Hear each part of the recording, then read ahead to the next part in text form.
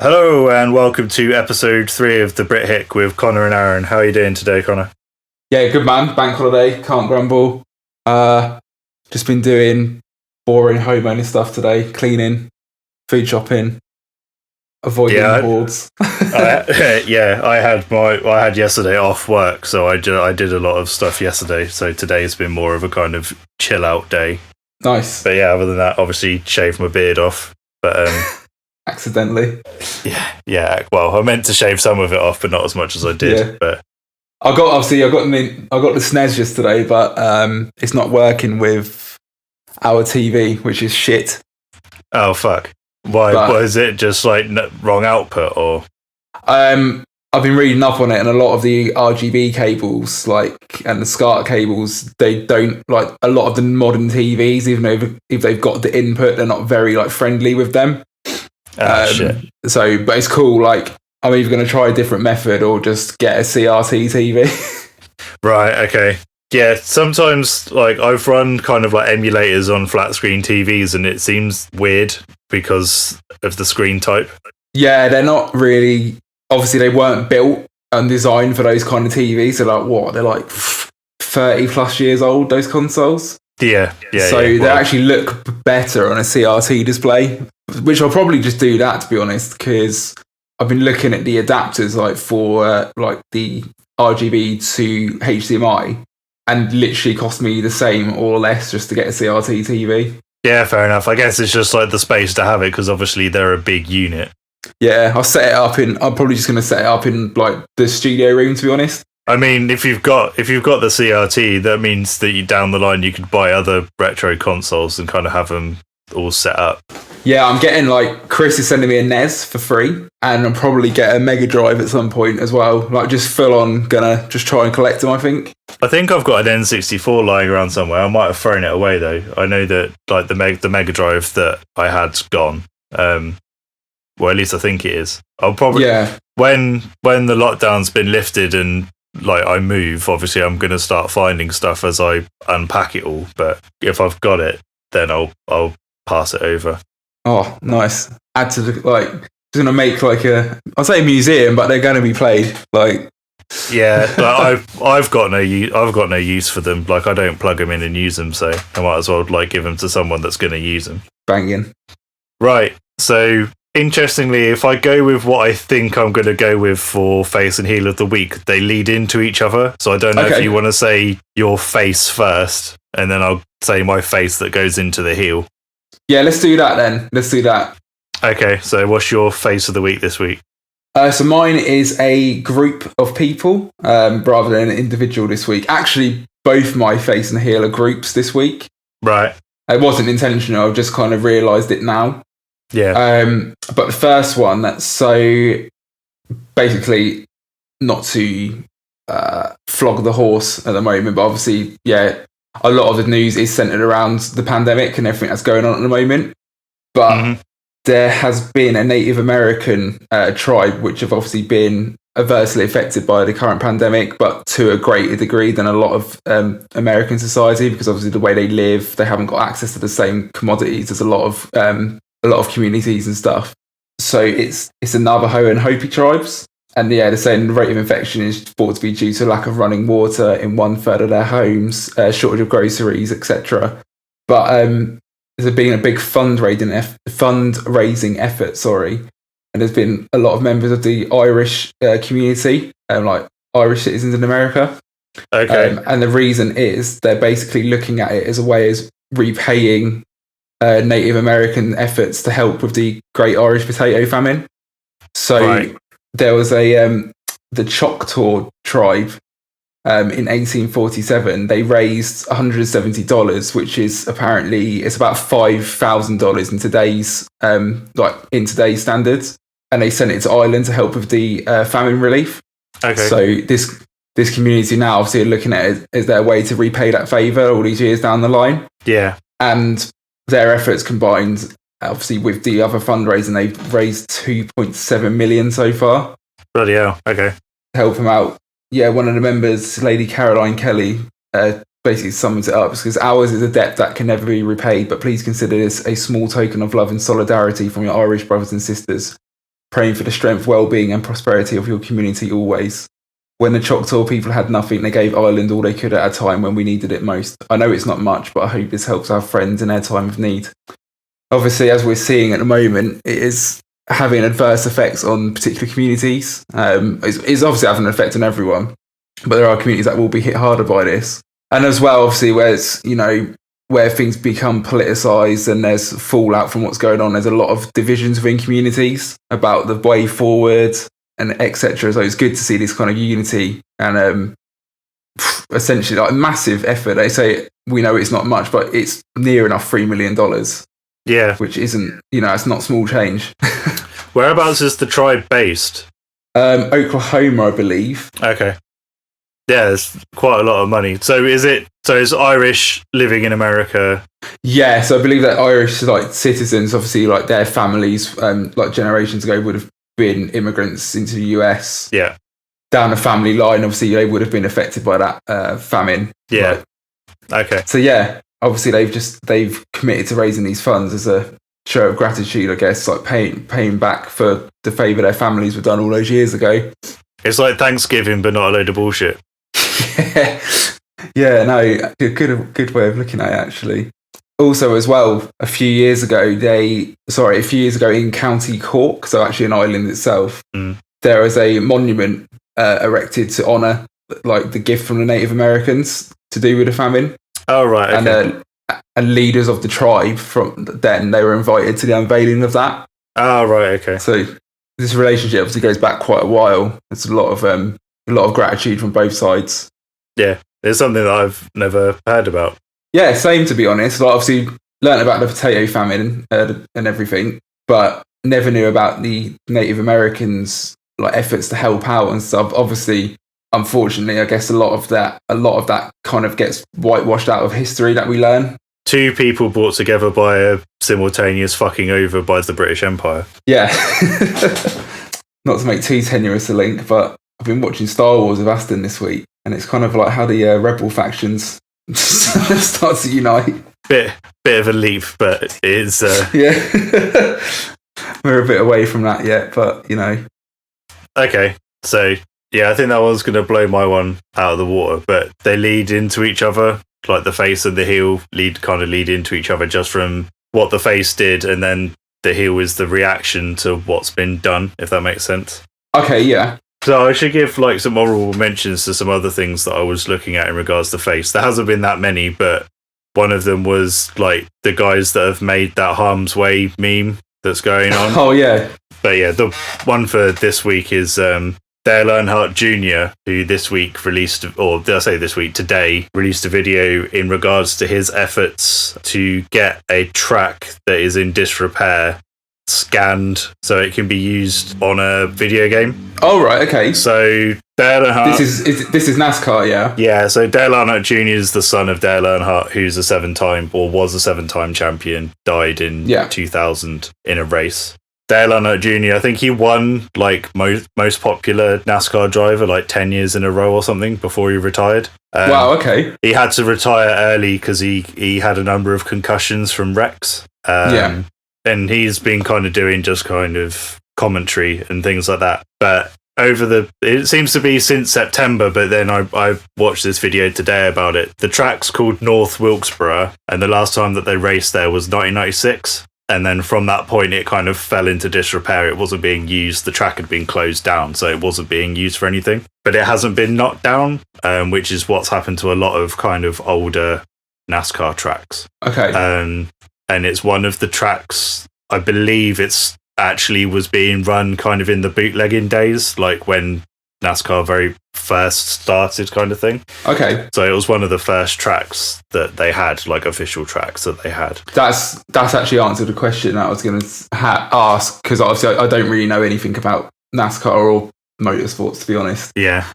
You're definitely the expert of the two of us. I was going to ask if it was a track of like any kind of like historical or cultural significance within that sport, but that's just answered the question for me. Yeah, it's one of the kind of like one of the oldest tracks that was going around. It's by today's standards, it's very short. It's under a mile in length, whereas a lot of the time they're running on kind of a mile plus. But so it hasn't been used since 1996. The site is absolutely ruined. The buildings have been smashed into, roofs have collapsed, and like all that kind of stuff. What I didn't know is that Dale Earnhardt Jr. has been into sim racing since before it was sim racing, if that makes sense. So iRacing, the game or the program that a lot of them are using, used to be called something else, or the company used to be called something else. And Dale Earnhardt Jr. was beta testing for them even back then. And essentially, he twisted the arm of the people that run iRacing, saying that if he got them to clean up the track enough, would they come and scan it so that they could rebuild it, kind of thing. So he put the wheels in motion. He got people from 2 other tracks that are in the area that are still running. So the people that look after the tracks that are still running, they went to North Wilkesboro and basically cleared the track as much as they could. So obviously they had to get rid of 22, 23 years worth of like the weeds growing through the tarmac and everything like that. So it took them 2 weeks of work, and he was there working with them. I don't know how much like he invested in regards to pay and stuff, but like he got everything going, and then they scanned the track. So iRacing have scanned the track, and NASCAR are going to use it because of everything that's going on now. They're doing everything online. They're using it. They're using that track this weekend as kind of the unveiling of the track. So it hasn't been released publicly until now. So they've scanned it. They've kind of rebuilt all the buildings according to photos and old footage from the previous races, like up to the 96, to get it back how it was. And then this leads into my kind of heel thing for this week, which is the initial reaction from a lot of people has been, this is all well and good, but why haven't you like paid to get the track refinished in real life? Like we can't fucking please some people. Basically, they're saying we don't want to see you playing some game. We want the track back in real life. From that as well, you've got other people that are saying that Dale Earnhardt should be paying towards getting the track fixed rather than getting it scanned, and that he's obviously got enough money to get it fixed and XYZ. It's the obvious thing of, oh, if you got it fixed, I'd definitely make the trip to go to a race, even though the reason that the race was cancelled in the first place was because of poor ticket sales at the time. Yeah. So that response directly to that, but that wasn't my like main heel of the week. My main heel is that Abominable Electronics, the guy that runs that, Ryan, who obviously like builds all the pedals and like it's a one-man show, like him and his wife, he has had to take himself completely out of social media in regards to the company now, and he's had to get someone else to run it.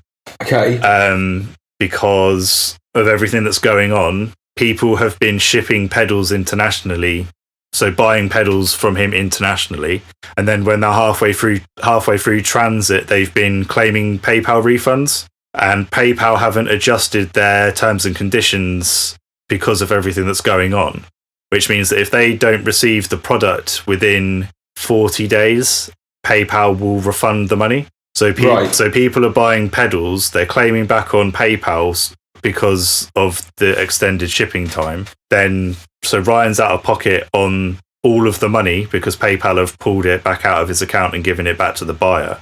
And then the person still gets the pedal. Fucking pricks. Like, so now, not only that, but Ryan is now no longer shipping internationally for Abominable Electronics. He doesn't know when he will. He said probably like when the lockdown is over, but he said that that's not a guarantee. So currently he's only shipping, if it hasn't been bought already, he's only shipping US. He's had to hire someone to take over all social media. That includes like his the emails for the companies and stuff. So he's not interacting with anyone anymore in regards to the company. He's just building the pedals. Because of all the shit that's like happening with people basically giving him shit because the pedals are taking a long time to ship. For comparison, I bought some stuff just pre-lockdown, some stuff from Australia and some stuff from Canada, end of March, beginning of April. Neither of those things have arrived yet, but I know that that's just because of everything that's going on. But, like, don't get me wrong, I know this is quite I guess it's quite a niche thing, you know, like boutique pedals and whatever, but you can get impatient waiting for something. But just sometimes, like, guitar players can be real dickheads sometimes with stuff like this. Yeah, I think, and just musicians generally, and it's just like, mate, there's bigger problems going on, and you having to wait a bit longer for like your pedal to arrive. I think it's just generally just commerce in general, but yeah. We've seen it before with, like, he's got shit from people before saying that he's an asshole because he's just turned around to people and said, just wait. Yeah. Similar to the kind of things that that's happened to, like, Joe from Lone Wolf Audio, that he's quite an abrasive character. He's very cut to the point. Yeah, like, he's an abrasive character. So I respect that of him. Like, it doesn't, like, sometimes he'll say stuff or put something out, I'm like, oh, but at the end of the day, it doesn't affect my life. It's like, cool, whatever. Like, you can run your business how you want. Obviously, you're doing something that people want, and it's very apparent. Like, there's no like bullshit with him in terms of like, oh, this is like a certain persona for business and stuff. It seems like what you see is what you get, and I kind of got to rate that, to be honest. Yeah. Why be something you're not just to please people? Like, I get some people are going to complain about that, but there is a lot of don't want to say fakery, but there's a lot of there's a lot of marketing BS and personalities and stuff like that. So fair play. Like, you could easily like tone yourself down and sell more units and whatever, but I guess I respect the fact that he just kind of plows his furrow. Like, he knows his market. He's kind of unapologetic about what he does. So fair enough. It's almost like people are like, oh, I caught you out because you said something that isn't agreeable, and then his response is, that's just who I am, deal with it, kind of thing. Don't get me wrong, it's never been anything where I'm like, oh shit, like, really can't agree with that. Like, it's never anything like beyond the pale or like really horrible. It's just like some people just don't like it when people aren't like friendly all the time. Yeah, I think that's the thing. And with the thing with Ryan and Abominable as well is that he's literally moved across. Well, he hasn't moved across state. He's moved like to Seattle from where he was before, and I can't remember where he was before. And people are complaining because stuff's not available. It's because he's fucking moving house.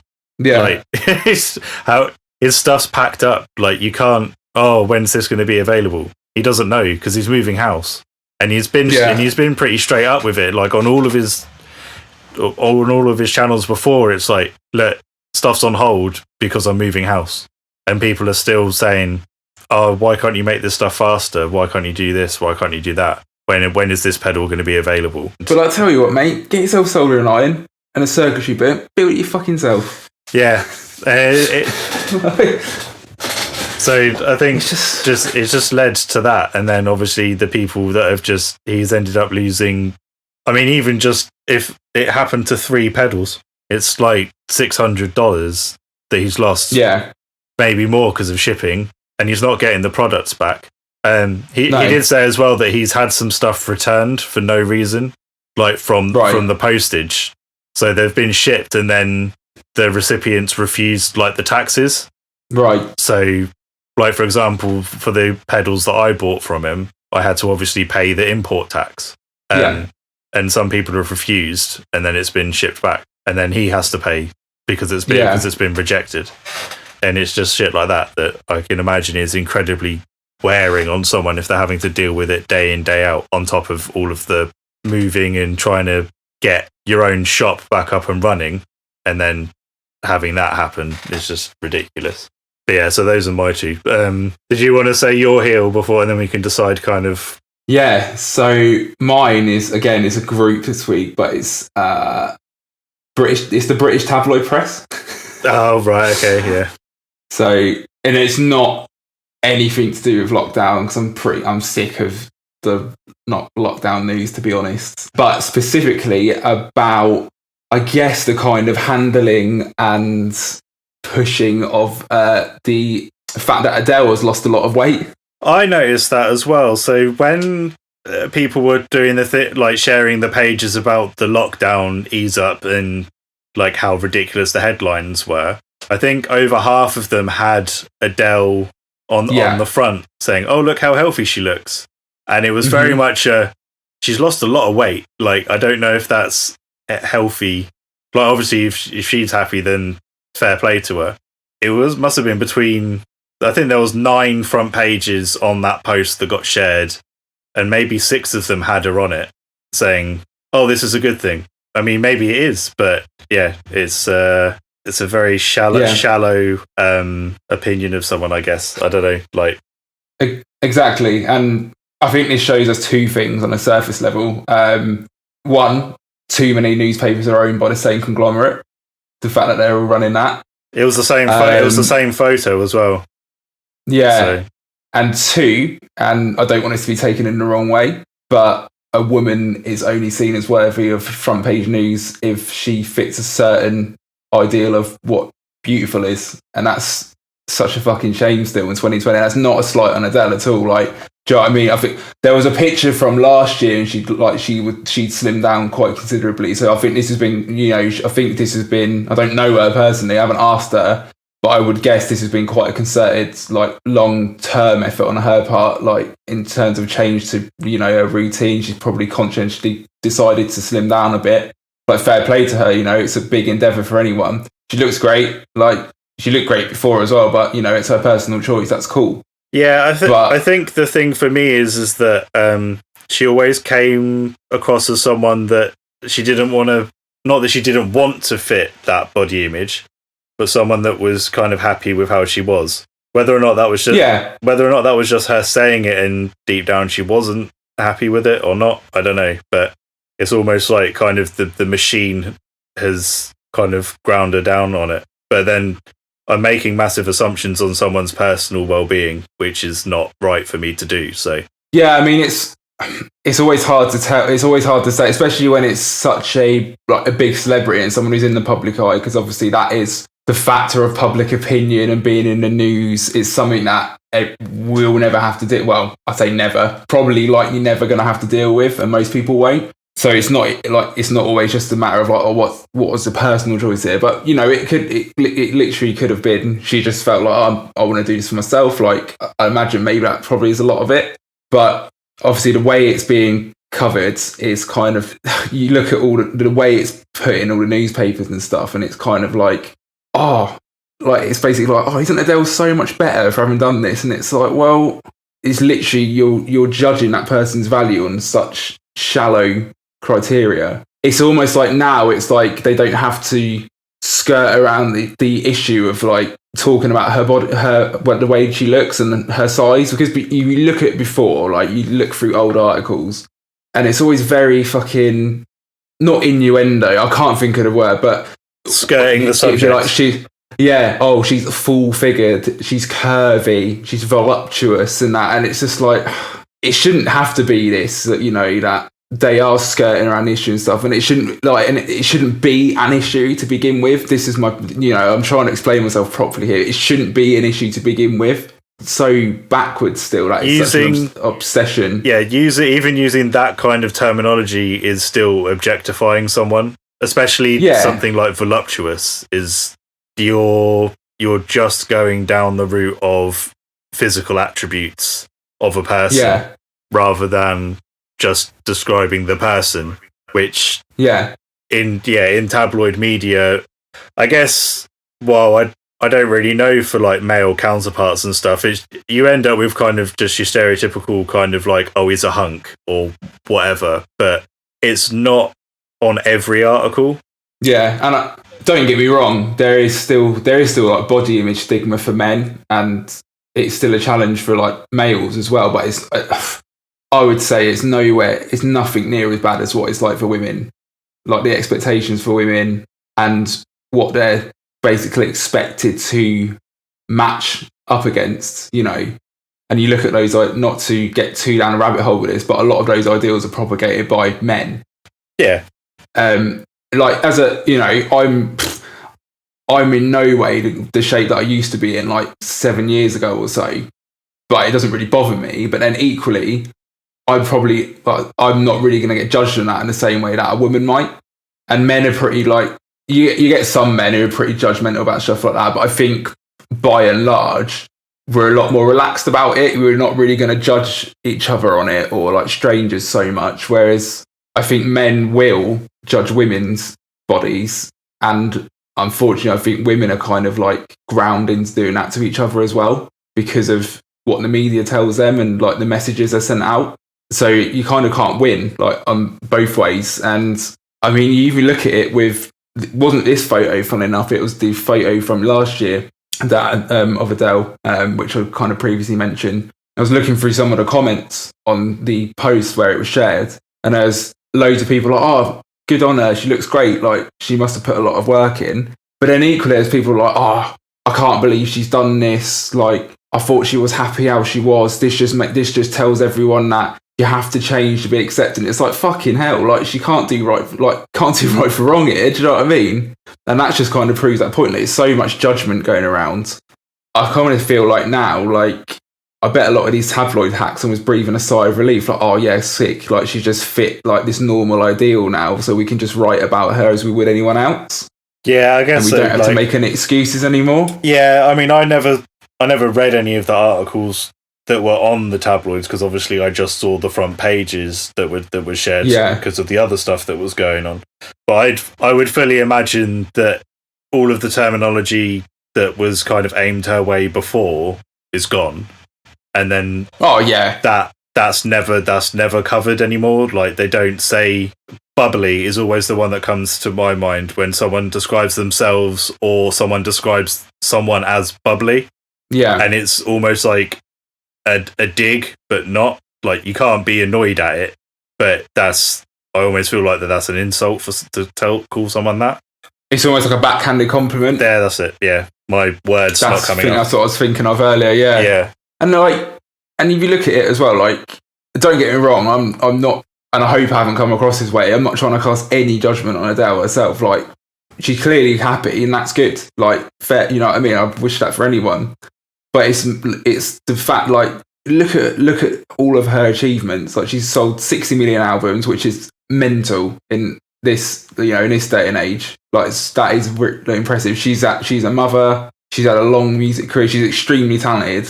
And now it's almost like this tabloid coverage. It's just kind of like, this is almost overshadowed with other achievements to where they go on about it. It's just like, oh, what? So this is worth more than anything else she's already accomplished, is it? To kind of look at another angle of it as well, it's almost like the media adopts singers or celebrities to be like their token, like, big mate. Do you know what I mean? Like, so to speak. So it almost justifies them in shitting on other people. So it's like a racist having a black friend. Yeah, I mean, so to that degree about, you know, how they speak about like larger people and stuff. Like, Lizzo's one I thought about a lot recently. That's who popped into my head when you said about token big mate. Yeah. So Lizzo's obviously like incredibly talented vocalist, but sometimes I almost think, and this isn't detract from her talent at all, sometimes I think these media outlets are so quick to fall over themselves to big her up because of her size and to show like, oh yeah, look how accepting we are and stuff. And I sometimes think, like, would you be like showering her with the same plaudits if she was like, brackets, like inverse quotes, whatever, normal size, you know? I'm trying to think. It's almost like, it's like positive discrimination almost. Yeah, I think that she would still be where she is now in regards to praise in like the music media.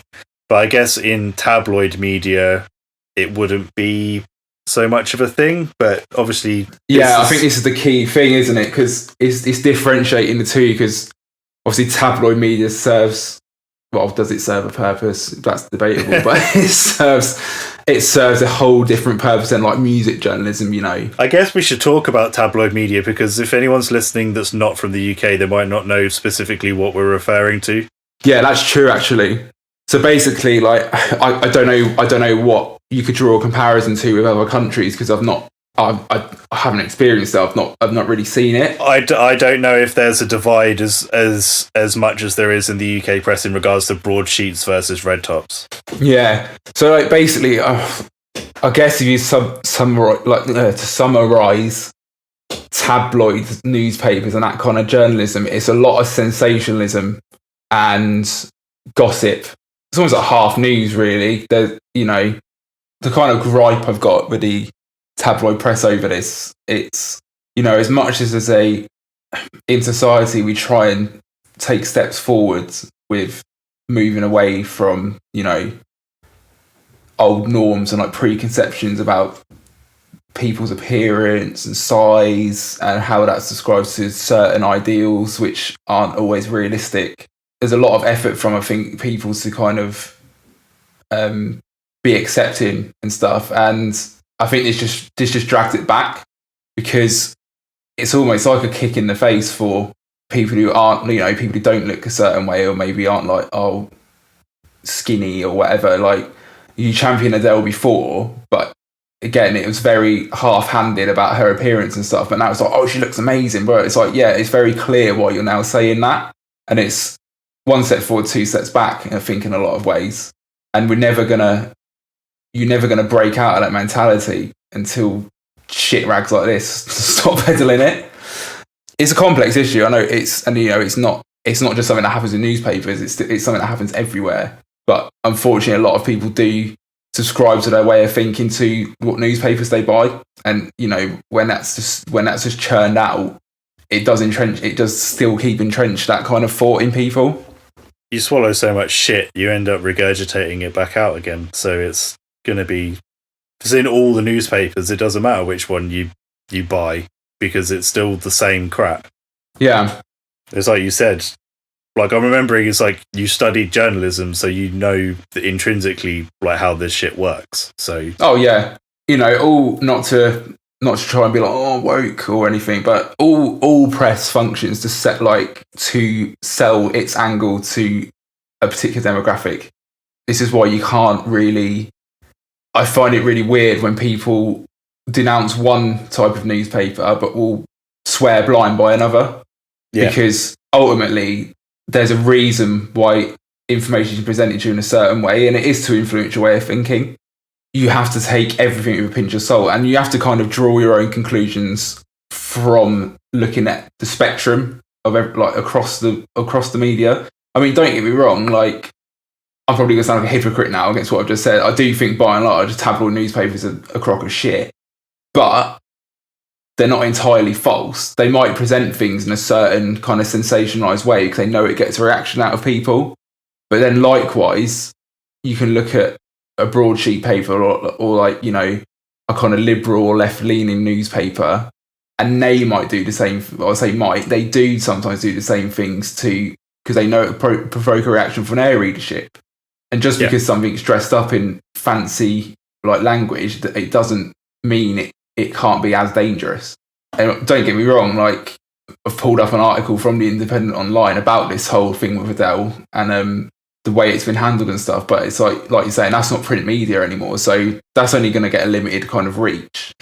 The issue with online presence in regards to, in particular, left-leaning newspapers like The Guardian and The Independent is that they don't have a set editorial team. It seems like they have a lot of different people that write for them. And in some cases, they'll end up contradicting each other, and they'll still put out the same articles. And I feel like that the issue is that when it's online now, there isn't this set, I was going to call it a bias, but like an editor to kind of streamline the stance. So it does get quite confusing when you've got someone saying one thing, and then under the header of the same website, you've got someone saying something else. So for a kind of general readership or viewership, or however you want to say it, when in regards to online media, it can confuse things just by the fact that someone says, oh, I read such and such a paper and only such and such a paper, and I get my opinions from that. When you're being given opposing opinions, and they're like, I don't understand. The newspaper says this and then it says that. It's like, well, no, it doesn't, because it's the person saying that who's at the top of the article, and another person that's saying it that's also at the top of the article. Yeah. Compared to obviously with the printed press, it's normally a set team of journalists, and then they'll have their editorial articles by politicians or whoever it may be. It's kind of like your Jeremy Clarksons or your Ian Duncan Smiths or whatever that do these set pieces, and it was usually set in a kind of in a lean or a slant, and then they would kind of write to that. Whereas obviously when you don't have that and you've just got a kind of overabundance of news, it becomes very like scattered. But kind of going off on a tangent on that one, sorry. It's all right, man. But yeah, that's basically my nomination like for the week. I think I've pretty much said all I can about that issue. Kind of rubbed me up the wrong way this week.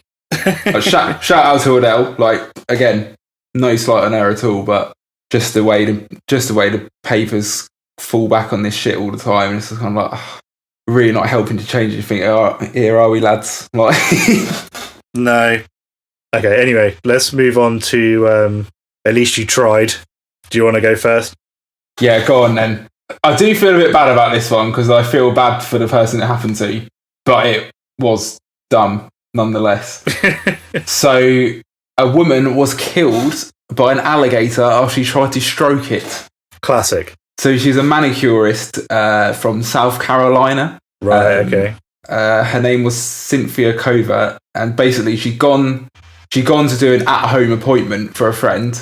It says it despite lockdown, but I think there's a bigger issue here in regards to the fucking alligator. Basically, apparently she turned up to her mate's house and she was acting strange, according to her friend. And she spotted the alligator outside, and it was in like a pool of water, in a pond, sorry. And apparently she was like fascinated by it, and she started getting closer to it and taking photos of it. And then she was actually like waist deep in the water. I don't know about you, but I'm not going to be getting into any water with an alligator to start with. So obviously at this point, it's kind of like you're in fucked territory. Like, press B, get out. And then she was like, yeah, I'm going to stroke it. And she said, oh no, hang on. Her mate warned her. She's like, yeah, that alligator grabbed a deer from the same spot like a couple of days ago. Fuck's sake. Which is like, I'll be like, oh yeah, maybe let's not do this then. That'd be the definite, like, yeah, this is a shit idea. And she was like, oh, I don't look like a deer. And then she went to stroke it and it grabbed her by the left leg, like proper, like grabbed her. Yeah. She was stuck in its jaws. And then she was pulled into the water and she said, oh, I guess I won't do that again. Fucking alligator got her in a death roll, like proper. Obviously, it's killed her at this point. Yeah. They tried getting her out of a rope. It just dragged her in again. And then obviously the police came and had to shoot it 4 times to kill it. And yeah, coroner's verdict came in that she was killed by drowning. She had massive injuries to her leg and stuff. But it's sad, obviously. Like, it is sad, but it's stupid as well. Like, don't try and pat an alligator on the head. It's sad that the alligator died. That's my only thought on it. Yeah. I was reading it and I was like, oh, of course they shot the fucking alligator. And I was like, oh, I guess though, what?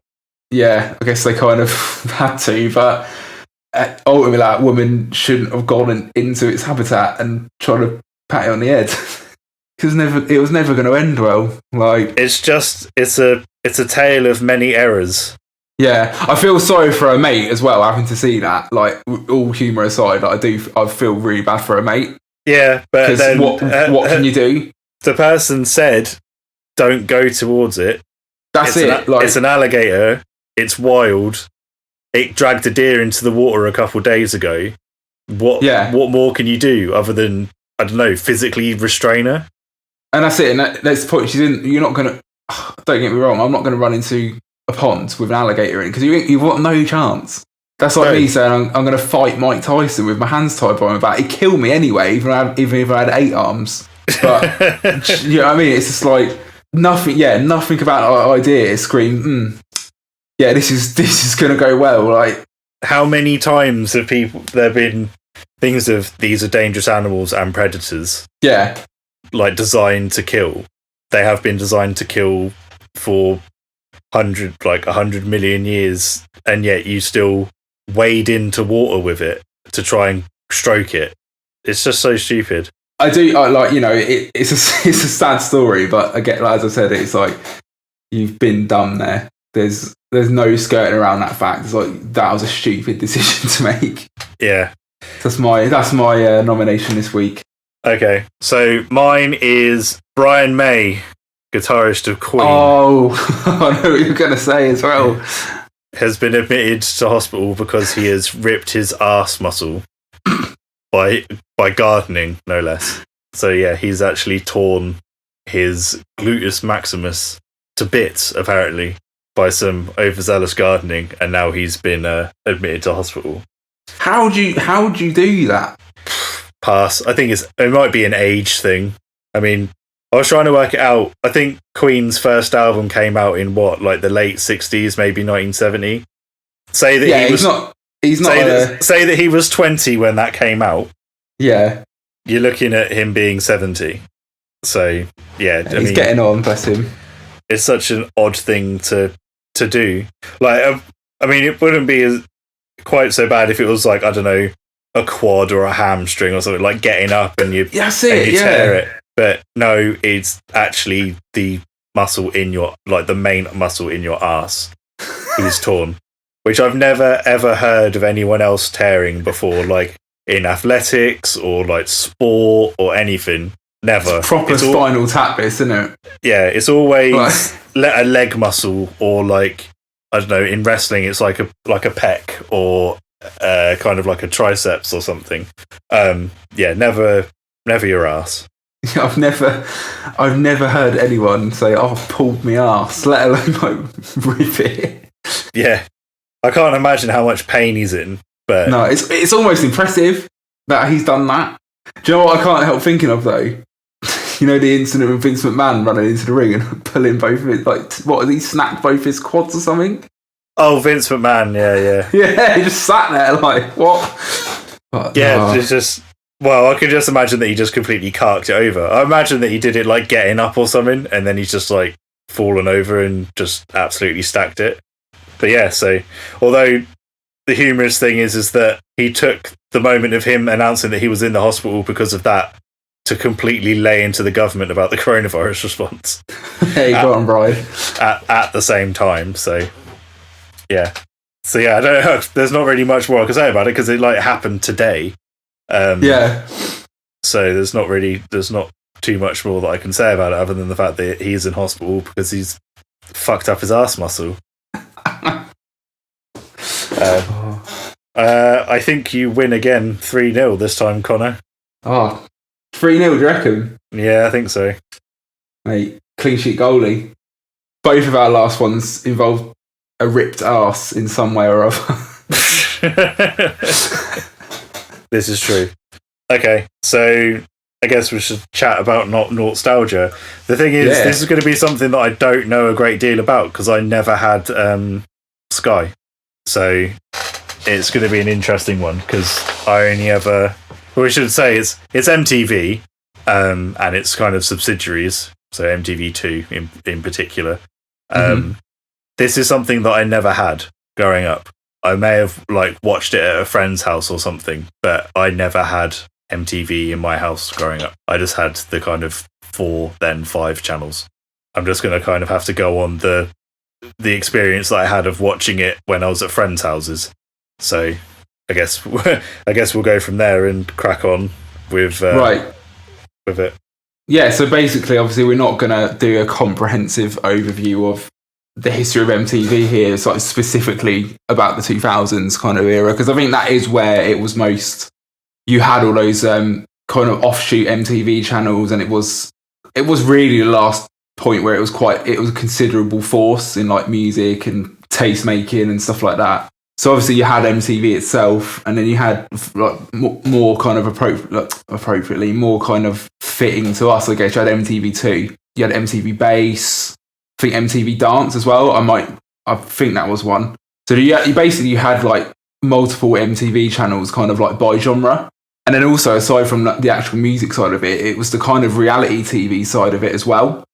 It kind of made a lot of celebrities' careers at that point. So you look at the obviously it didn't make their career, but you look at the Osbournes, which is an MTV show, and it really kind of, that would have been a lot of people's first exposure or like knowledge of like Ozzy Osbourne. Yeah, I'd say that like in the 90s, barring obviously his musical output, it wasn't in the mainstream media. No, not at all. Even though people might poo-poo it because they don't want to admit it, I think that probably had a massive part in like rekindling not just Ozzy's career, but obviously like the interest in like Black Sabbath. It was almost like a second wind, really. Yeah, I mean, I couldn't imagine him being invited to be on the grid for the Silverstone Grand Prix 1 year if the Osbournes wasn't happening. Yeah, he was there as a product of the Osbournes, not because of him being the former vocalist of Black Sabbath and being Ozzy Osbourne. Like he was there because of the show that was being aired at that point in time. Yeah, I think like really as well that show made Ozzy Osbourne a household name. Yeah, I guess. Yeah.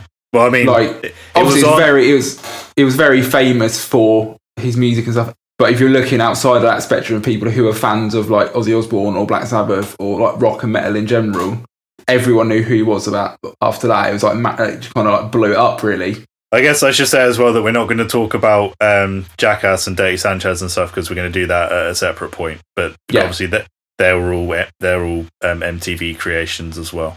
Yeah, I mean, so you've got the kind of the Osbournes and things like that. Beavis and Butthead was before that was an MTV thing, but that was the 90s. Yeah.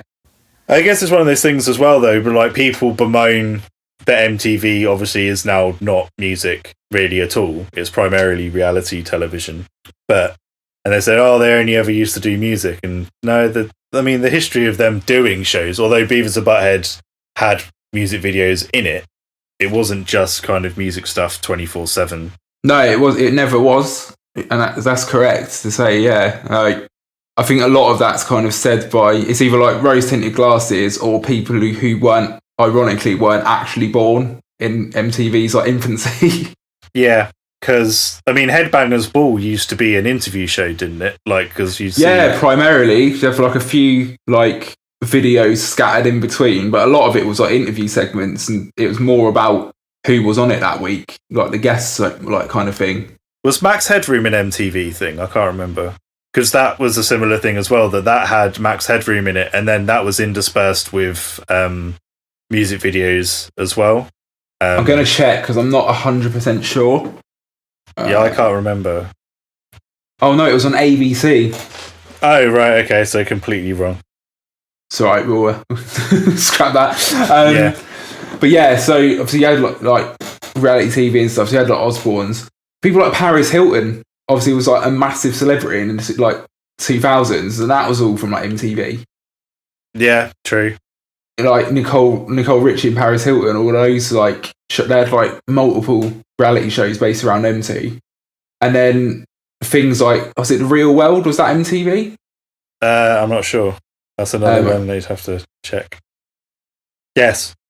Yeah, so The Real World, obviously that was one of the first reality TV kind of shows. It started in 1992. Yeah, it went through to 2017. Right. And that was fundamental in shaping the kind of like groundwork for things like Big Brother. And obviously like you look at what was spawned from that, kind of like that became like a whole new genre of TV in itself. You could almost say that MTV was the proto for reality TV almost. Yeah. Because it was low budget, like borderline gonzo broadcasting, because it was just dealing with being a fly on the wall. Yeah. And like said, like The Real World, things like MTV Made. Did you ever see that? No. So basically, like they take someone, like just a normal person, and they give them like an experience of like their dream like career or something, or like it'd be like MTV Made like rap star or something like that, you know, for example, stuff like that. And it's like there's another couple ones that were kind of like fly on the wall things about people who had certain like lifestyles or like occupations. So there's one. It's like it was one I watched. It's like I'm a gamer, and it was like a group of college guys that shared this dorm, and they were all like gamers. But this is like early 2000s, and they went into like competitive gaming and stuff like that. And it's quite funny now because you know that kid won Fortnite and won like something $1 million. But then watching his show, they did like a Half-Life competition, and the grand prize was like 20 grand. Right, yeah. So it's a completely different thing, but it's just kind of funny thing to see how it's grown. But yeah, so obviously like the actual reality TV part of MTV was quite fundamental in shaping a lot of how TV's evolved now, like even so. But then you get into the music side of it, like obviously the key part, I guess. I'd say in like 2000, like it's kind of easy to understate how big a force it still was at that point. Because like MTV2, like I used to watch that all the time. Yeah. And for people who are like younger than us, who have never really had, well, I say never had music channels and TV, obviously they're still there, but they're not the force that they were. YouTube and the internet, you know, that's where you go to see music videos now. And arguably music videos aren't as important a medium as they were previously. No, definitely not, no. Like, I don't really know anyone who sits and watches music TV anymore. No. It was a thing. It was a thing growing up and like being like, oh, I want to get a video on one of the channels. Yeah. And now it's kind of like, whatever. Like, yeah, you would never go out of your way to do it. Yeah.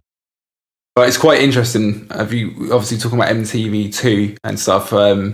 It was kind of for anyone who doesn't know, it was like MTV's alternate channel, like alt rock and like metal and stuff like that.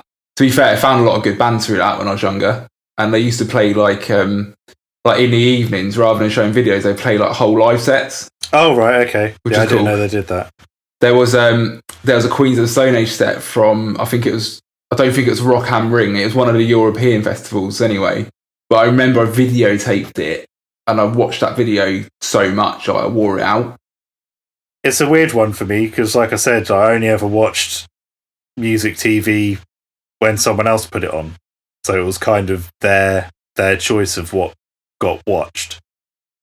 So was because Headbangers Ball was in the early 90s when they just had MTV. Yeah. I'm assuming that Headbangers Ball was the catalyst for MTV2. I'm not sure if that... I couldn't say for certain. To be honest, I don't know if it was or if it's the fact, like, you think about the era we're speaking about, metal in some form or other, like, was still, like, actually quite massive. Like, nu metal was massive, weren't it? Like, you think of, like, bands like Limp Bizkit and stuff shifted, like, shit tons of records. Yeah, like, true. Like, Fred Durst was, like, at the MTV Awards with, like, people like Christina Aguilera and Britney Spears and stuff. Yeah, this is like, true, yeah. They were, like, it was a massive, like, mainstream thing still. So I think a lot of it was just kind of like that. But then MTV2 kind of, it was a bit more like, it was a bit cooler. Like, I think obviously nu metal kind of died a death and then it was kicked into the shadows. Yeah. It kind of, MTV2 kind of came around with a lot of the, that kind of like garage rock revival stuff. So like the Strokes and things like that. Oh, right. Okay. Yeah.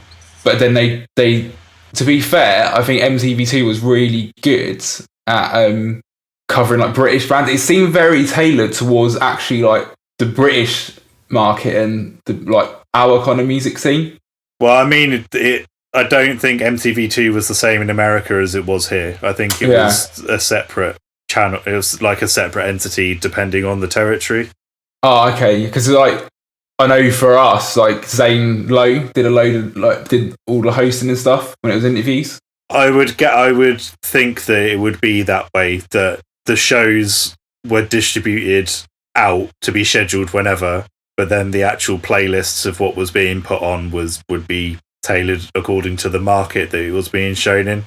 Yeah. So I'd imagine that if there was an MTV2 in America, they'd be showing a lot of douche rock. So it'd be like Creed and Alter Bridge and shit like that. You don't like Creed? No. Yeah, because like looking back, like at the time, it kind of passed me by a bit because I was like firmly like bumming Slipknot and stuff like that. Obviously, nothing wrong with that, but I was very like when you're young, obviously you kind of like you like what you're into, and you don't really. You've kind of got a bit of tunnel vision. Yeah. But ironically now, like loads of bands that I've since come to like really like Cooper Temple Claws, 80s Matchbox Beeline Disaster, Reuben, Hell is for Heroes, 100 Reasons, kind of stuff like that. There was a real hotbed of bands in like Britain, all sounded different from each other, but I guess you can kind of call it alternative rock, but it was all that's kind of stretching it a bit because they all sounded like very different. Yeah, it was kind of like 2002, 2003 time, I think, that you had stuff like Hell is for Heroes and things like that being featured quite a lot in like magazines and stuff. And like I know in TV2 there'd be a lot of like takeover shows where it'd be like those bands would like choose a song for like 2 hours and it'd be like an interview, or there'd be like a live, like it'd be like a live set kind of thing. It was a really big thing in like actually like pushing those bands out to a big audience. I mean, I think it was influential enough that like I would say that kind of thing influenced like Ash to release the album Meltdown, because that sounds quite different to a lot of their other stuff. You think of bands and like rock, metal and stuff, it's sort of like America kind of like dominates it in a way. As in, like, everyone knows about American bands and everything.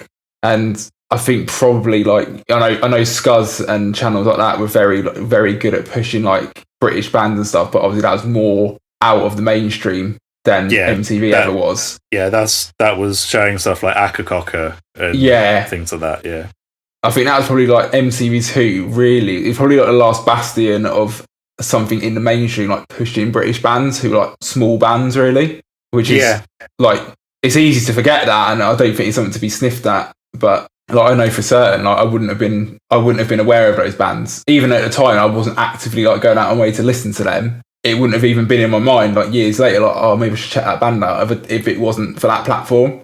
I'm trying to think of like something else that would have been similar at the time, but there wasn't really anything at that point that had the reach that MTV did, really. It's quite funny, actually. I mentioned that like, probably like that kind of era was the last time when like metal was like a massive market force in terms of like record sales and presence and stuff. You look at things like MTV Cribs, like Korn were on MTV Cribs and stuff, like Fieldy was on MTV Cribs and stuff like that. You wouldn't, like, if MTV Cribs was still going around now, you wouldn't have fucking, I don't know, who would you compare it to? Like, who's big in metal now? I sound like such an old man. Who's big in metal? Code Orange. Yeah, like you probably wouldn't have like Jamie from Code Orange on MTV Cribs, Yeah, I mean, the first 5 people that I thought of were all in bands that were over 20 years old, so it doesn't count. It needs to be something that's like within the last 10 years. So yeah, I mean, it would like. I can't think of anyone else really that's like kind of potentially broken into kind of the mainstream other than Mastodon prior, but again, that's a band that's over 20 years old. Yeah, Code Orange. I guess maybe Avenged Sevenfold. Again, they're over 20 years old, I think. Yeah, true. I think I guess the thing that's quite funny and quite ironic is like back then, as much as we probably see MTV as like the enemy because it's like, oh, it's MTV, probably responsible for like actually shaping a lot of people's tastes and like what we went on to like listen to, because it put the music out there and it was that massive platform. Yeah, I would say so. I think the thing is as well is that like it was when we were growing up in the early 2000s, it was in that transitional period. It had all like the 80s and the 90s where it was just this soul powerhouse and kind of like a cultural phenomenon.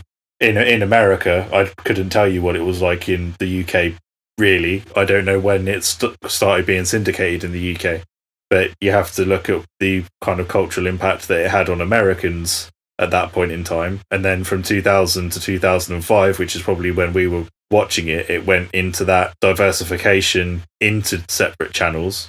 And then when it started petering down on the actual just music video sections of the show and started doing stuff like Pimp My Ride. Oh, yeah. Because that's what people wanted to see. Yeah. You have to think that YouTube was 06. So it can't have been going on for too much longer after that, because people were getting the hang of YouTube at that point and were putting the videos online. That's it. And I think that's the funny thing. People now are like, oh, MTV doesn't play music. It's like, yeah, but even if it was, would you be sitting there and watching it? Like, probably not.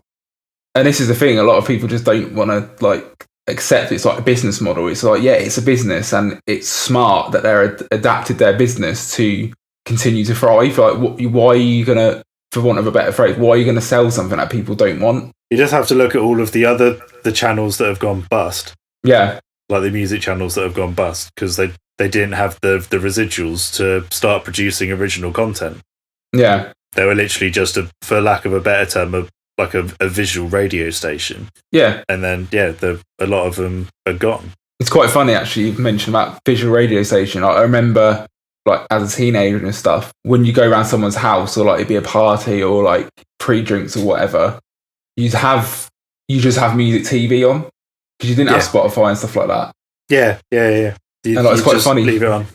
Yeah, it's quite funny thinking back on it like that. But yeah, obviously, as times have changed, like, it just doesn't make sense anymore to just have a channel dedicated to pumping out music videos all day.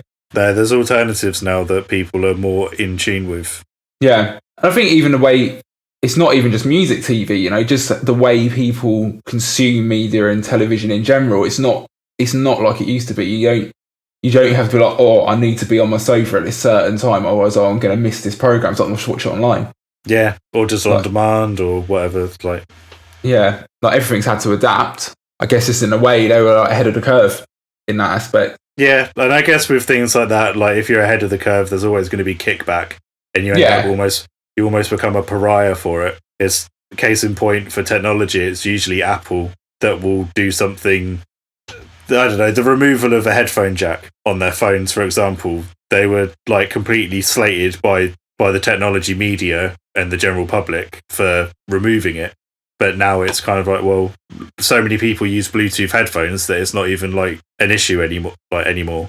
Yeah. People got used to it. So I guess in a similar way, it's like if you do something ahead of time, you're always going to be held up as the example of it being wrong, even if the other channels do it 6 months down the line, because they were the first to kind of open the door and step through it, as it were. They're the ones that people always refer back to. Yeah.